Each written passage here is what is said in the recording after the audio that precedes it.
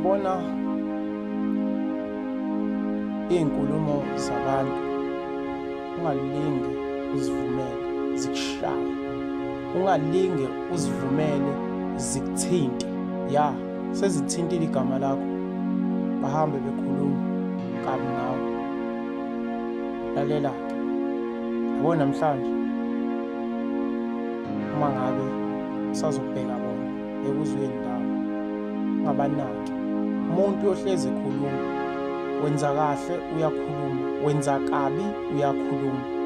Wena yazi ibambe kephi?